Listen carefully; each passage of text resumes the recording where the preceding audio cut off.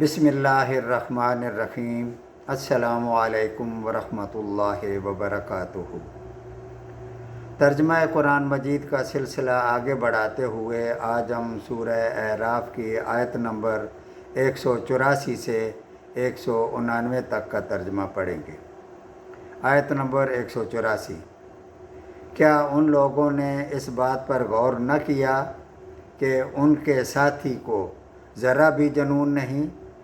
وہ تو صرف ایک صاف ڈرانے والے ہیں۔ یہاں ساتھی سے مراد نبی کریم صلی اللہ علیہ وآلہ وسلم کی ذات گرامی ہے، جن کو مشرکین مکہ کبھی ساحر اور کبھی نعوذ باللہ مجنون کہتے تھے۔ آیت نمبر 185۔ اور کیا ان لوگوں نے غور نہیں کیا آسمانوں اور زمین کے عالم میں اور دوسری چیزوں میں جو اللہ تعالیٰ نے پیدا کی ہیں،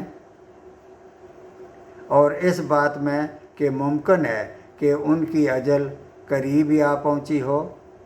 پھر قرآن کے بعد کون سی بات پر یہ لوگ ایمان لائیں گے؟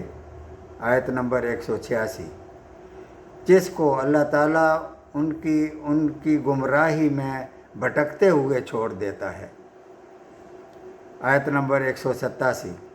یہ لوگ آپ سے قیامت کے متعلق سوال کرتے ہیں کہ اس کا وقوع کب ہوگا۔ آپ صلی اللہ علیہ وآلہ وسلم فرما دیجئے کہ اس کا علم صرف میرے رب ہی کے پاس ہے۔ اس کے وقت پر اس کو سوائے اللہ تعالیٰ کے کوئی اور ظاہر نہ کرے گا۔ وہ آسمانوں اور زمین میں بڑا بھاری حادثہ ہوگا۔ وہ تم پر محض اچانک آ پڑے گی۔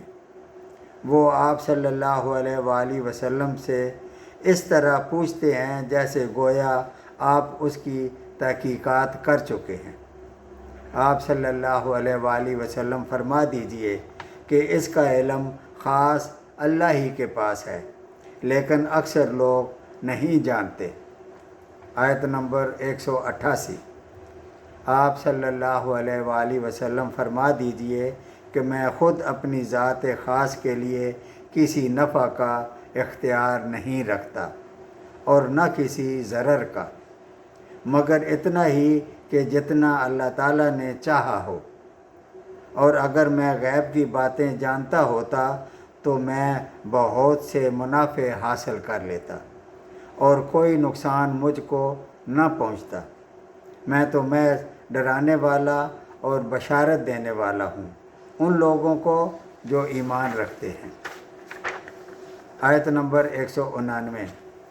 وہ اللہ تعالیٰ ایسا ہے جس نے تم کو ایک تن واحد سے پیدا کیا، یعنی حضرت آدم علیہ السلام، اس لیے ان کو انسان اول اور ابو البشر کہا جاتا ہے، اور اس سے اس کا جوڑا بنایا، یعنی حضرت حوا علیہ السلام، جو حضرت آدم علیہ السلام کی زوجہ بنی، تاکہ وہ اسے اپنے جوڑے سے انس حاصل کرے۔